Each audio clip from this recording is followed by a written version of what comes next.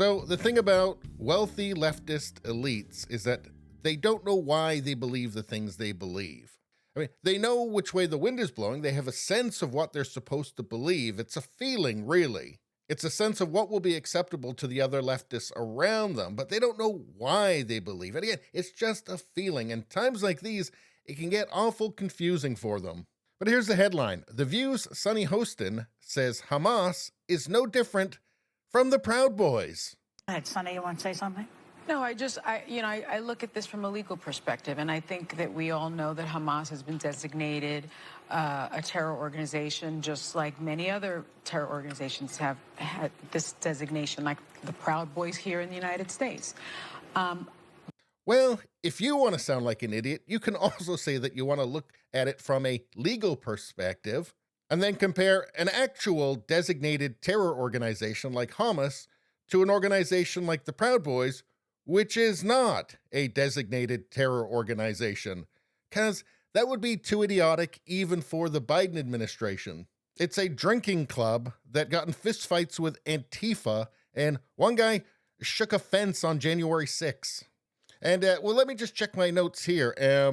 Number of rockets fired by the Proud Boys anywhere in the world, 0. Number of people murdered by Proud Boys, 0. Number of terror attacks committed by Proud Boys. Oh yeah, it's 0. But I guess you'd never know that from watching The View.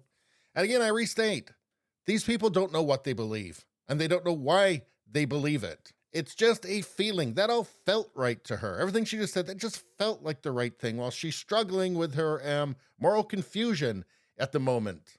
And I think it goes without saying that the Proud Boys would not be supporters of Hamas, unlike Antifa, who the ladies on The View have never seemed to have any problem with.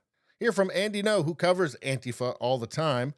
Miami Antifa appears to be preparing for violence and criminal acts at the Palestine Direct Action at Bayfront Park on October 13th. The rally coincides with Hamas calling for global solidarity jihadist attacks on Friday. Now, I can guarantee you the good ladies on The View have no idea what Antifa actually stands for and have no idea why they hate the Proud Boys. Now, I can tell you that the ladies on The View love BLM. Here, like BLM Chicago posting that, this paraglider contraption is what those terrorists used to attack that music festival.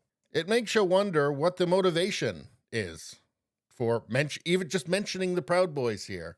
As I said, this is a time of great moral confusion for them because a lot of their leftist institutions came out immediately before there was any Israeli reprisals, came out immediately and celebrated the slaughter. Now, they know they're supposed to be against terrorist attacks, but they also know that they're supposed to like Palestine.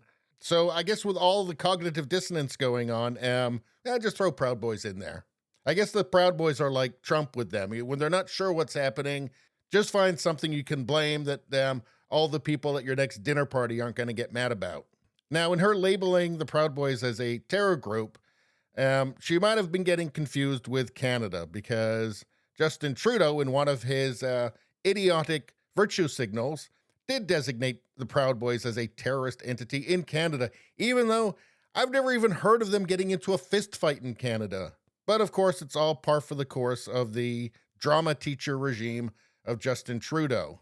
Anyway, that's all I got to say about that. Please subscribe, like, and share. Sharing really helps me out. I thank you for that. I will see you next time.